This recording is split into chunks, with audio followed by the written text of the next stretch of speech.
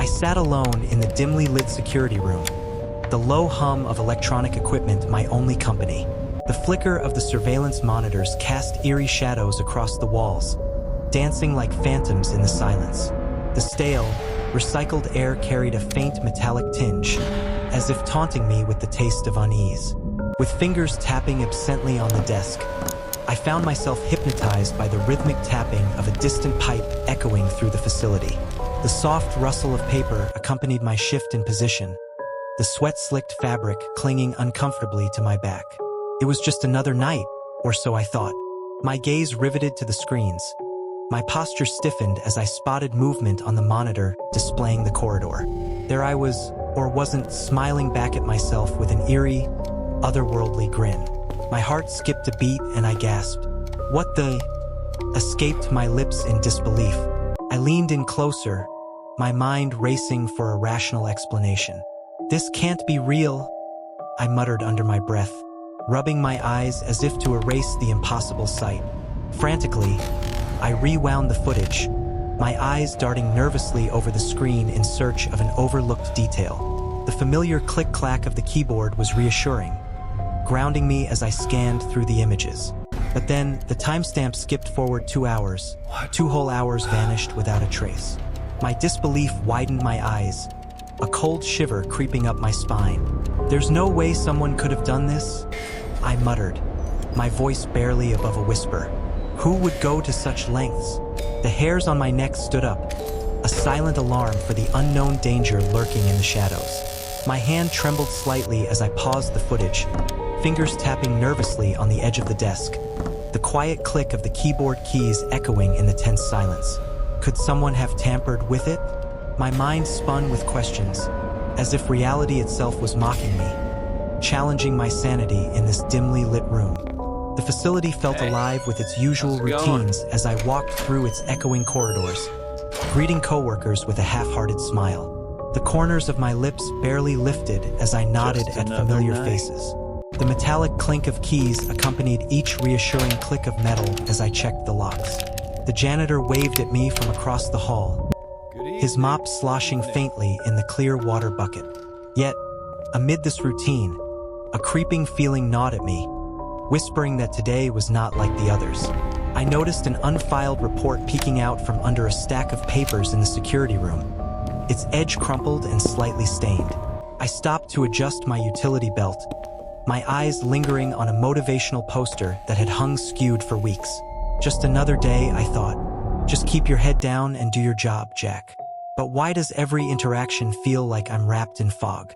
The sound of distant chatter and the sterile smell of disinfectant in the hallway only added to the haze.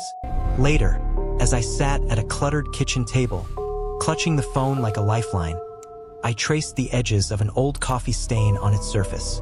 The distant rumble of traffic outside was a backdrop to my racing thoughts. Running a hand through my disheveled hair, I told my sister Lisa, "I saw something on the footage." You can't find him? But it's not. The words hung in the air, daring me to believe my own voice. Her calm but concerned voice crackled from the receiver. "You need to sleep, Jack. You're overworked." My eyes darted to the dimly lit living room, shadows playing tricks on my mind. Maybe she was right. Maybe I just needed rest. But why did this feel so real? I clenched the phone tighter, the warmth of a cup of coffee in my hands a stark contrast to the acrid smell of burnt toast lingering. The flickering overhead light added to the tension, casting jittery shadows on the walls.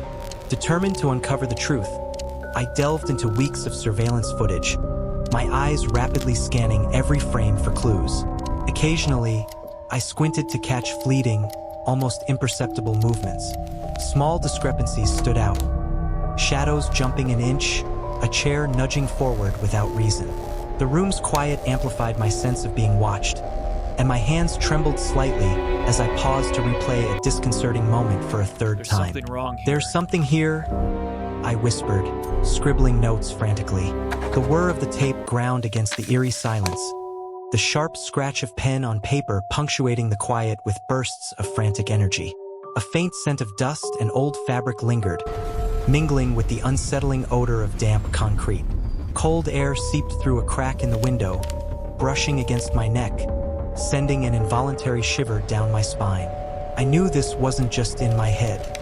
Every fiber of my being told me I was onto something big, bigger than I could comprehend. My heart leapt at the unexpected sound of footsteps echoing down the hallway near the security room. I paused, listening intently, my breathing shallow. Each breath was louder than it should be in the oppressive silence. My eyes darted to the multiple screens before me, scanning for any sign of movement, but they remained stubbornly empty. I stood slowly, my heart pounding in my chest like a drum. The chair scraped against the floor, a harsh, grating sound that seemed to reverberate off the walls. "Hello? Anyone there?" I called out cautiously, my voice swallowed quickly by the quiet that followed. The eerie creak of the chair and the rhythmic thud of footsteps were a symphony of dread. A faint whiff of burnt electronics lingered in the stale air, mixing with the metallic tang of fear that settled on my tongue. The dim overhead lights flickered slightly, casting long, unsettling shadows. Exhausted, I fell asleep at the desk, the monitors quietly buzzing. My eyelids fluttered, and my body slumped forward, a pen still in my loose grip. A cold draft snaked its way from under the door, brushing against my exposed neck. Then, a vision unfurled before me. My doppelganger stepped out of the screen, whispering in a voice that was a rasp, each word crackling as if dragged through static. "The truth is within the gap." I jerked awake, drenched in sweat, the chair screeching back beneath me, the echo of the nightmare lingering in my mind. The soft hum of the monitors, the crackling distortion as the entity spoke, the cold sweat prickling my skin. It all felt so real, but it couldn't be, could it? Why did it feel like the whispers knew my name, knew my fears? Determined to get to the bottom of this, I checked my watch. It was past midnight. I muttered aloud to myself, "I'm staying until I figure this out." Setting up my phone to record my actions as proof, I adjusted the camera settings, the screen displaying my weary reflection. Fingers trembling slightly, I glanced around the room, eyes lingering on the shadows pooling in the corners. This was going to be a long night, I thought. Every creak of the building felt like a whispered secret, a constant reminder of the unknown. I steeled myself for the hours ahead, knowing that ignorance would cost me more than exhaustion ever could. As I passed near the break room, the lights flickered without warning, casting eerie shadows across the walls. Startled, I glanced around, my heart rate quickening. The coffee machine suddenly turned on by itself, hissing steam like an angry, spectral force. I stood frozen, watching the scene unfold, tension creeping up my spine, a bead of sweat sliding down my temple. My shiver was involuntary, the cold air seeming to close in around me. The sharp pop of a fluorescent bulb echoed like a distant gunshot, the hiss of steaming water filling the silence. I wondered if this place was trying to tell me something, or was it much worse? It was as if the building itself was alive, sending shivers up my spine like cold fingers. Back in the security room, I spotted a small blinking red light under the desk. Curiosity mingled with dread as I dragged out a small, unmarked device hidden in the shadows. "What the hell is this doing here?" I whispered, crouching lower to peer closer at the blinking light. Ignoring the dust clinging to my pants, I examined the device, pulse quickening with every tangled wire I traced. Could this be part of some bigger conspiracy, or just a cruel joke? My fingers trembled as they traced the wires coiled like snakes around the device. The cold metallic feel of it grounded me in the moment, as did the heavy silence of the room. Someone's been watching, but who and why? Seated at the desk, I flipped through dusty maintenance reports, each page releasing a slight cloud of dust into the dim light. I ran my finger down the list of seemingly mundane notes, pausing when my eyes caught on a mention of unexplained power surges. For a moment, I stood still, the only sound the soft, constant ticking of a worn-out wall clock. My eyes widened as I found a note about these surges coinciding with the footage gaps. I marked the report with a pen, muttering, "This has to be a clue." The rustle of paper and the scent of old, inked pages filled the room, the quiet ticking of the wall clock keeping time with my racing thoughts. These power surges weren't just random. If someone was tampering with the system deliberately, then how deep does this go? Suddenly, the doppelganger reappeared on the monitors, its expression sinister. My hand trembled slightly as it lingered over the keyboard, caught in the weight of indecision. Time is running out. Reclaim reality? It whispered, a chill creeping into my bones. It was as if the phantom's words held a gravity, threatening to pull me into its own twisted reality. I noticed a flicker in the corner of the monitor, a glitch creeping across the screen like a shadow under a door. I stood there, paralyzed by the threat, my mind screaming for control. It knows what I am doing, watching me make every decision. In the hallway, my voice echoed around me, urging me to come closer. My eyes widened, pulse racing as if my breath had caught in my throat. A bead of sweat trickled down my temple, a sensation of feathers brushing my skin. My hands clenched into fists, nails digging into my palms as I fought the urge to run. The voice repeated, "Trust the signs, find the path." I swallowed hard, fear tasting bitter on my tongue. Why was my own voice so alien here? Was I losing my mind? Desperate for answers, I dialed Tom, my fingers trembling slightly against the phone's sleek glass. "I need your help. Something isn't right here," I stammered, explaining every unsettling moment as Tom listened intently. "I'll be there as soon as I can. Hang tight." His steady voice was a lifeline, offering hope amid the chaos. Finally, someone believed me. But what if it's too late? Tom's involvement both reassured and troubled me. This was a risk, but I needed someone I could trust. When Tom arrived, we scrutinized the strange symbols in the sublevel storage. His fingers traced the chalky lines, as if trying to extract their hidden secrets. "These seem like old illusionary practices," he noted, wondering if these symbols were drawn in haste or by someone with intent. So wow. It's not just my mind playing tricks. I think I've got it, I whispered, barely daring to hope. The quiet scrape of chalk dust and Tom's analytical mutterings filled the cold, earthy basement. A low hum of machinery vibrated through the floor.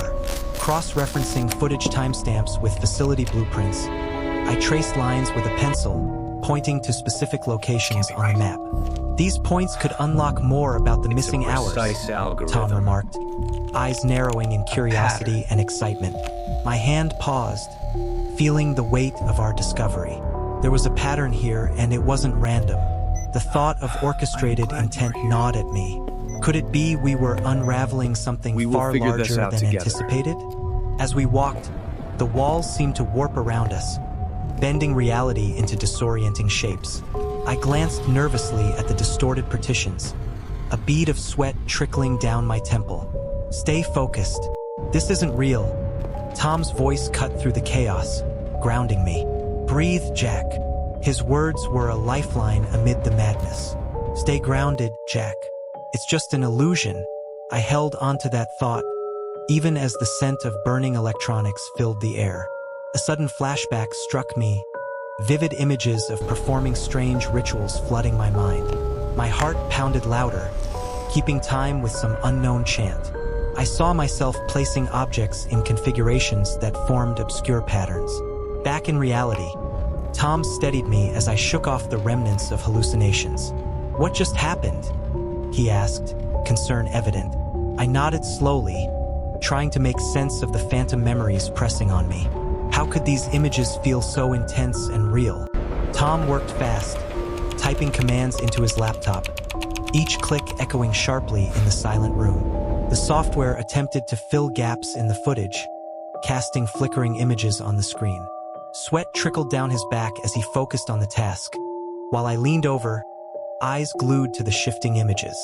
"We must be getting close to something," I said, a creeping dread coiling in my stomach. Tom felt both exhilarated and anxious. Uncovering the truth was both thrilling and terrifying.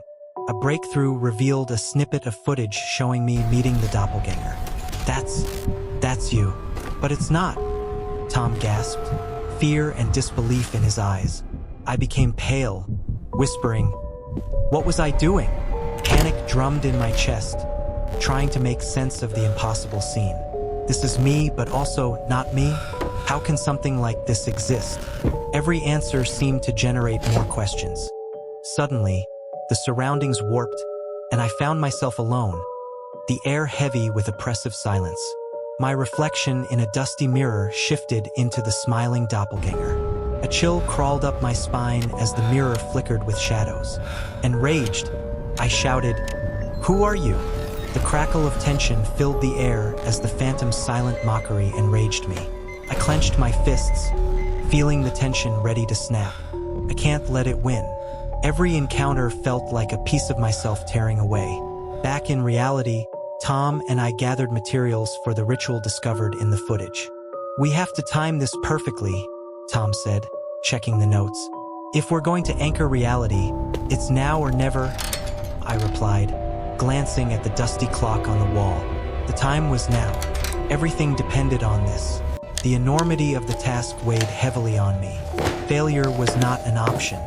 We meticulously adjusted mirrors throughout the basement, positioning them to reflect specific angles.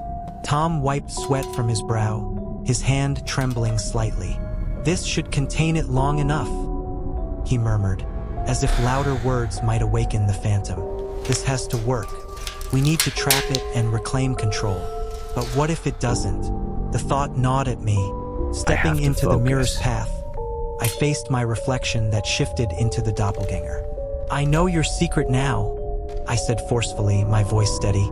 The doppelganger hesitated, its mocking veneer cracking.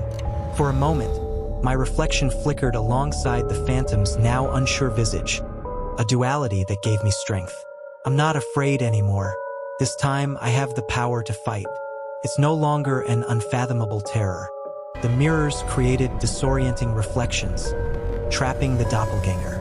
I watched as my terrified face multiplied infinitely, each reflection distorting slightly. Lunging, I used the reflections to confuse the phantom. For a split second, I was unsure which silhouette belonged to me. My heart pounded as I gripped my weapon. With deliberate motion, I mirrored the entity's every move, an eerie calm washing over me as time slowed for this deadly dance. This is it.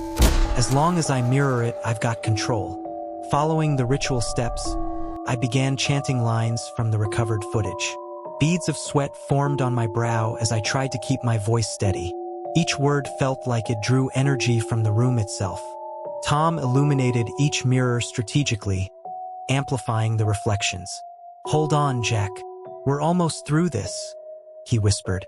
The doppelganger writhed, its form distorting within the spaces. Its dark void eyes locked onto me, demanding my attention. Almost there, just a bit more. I couldn't let fear control me.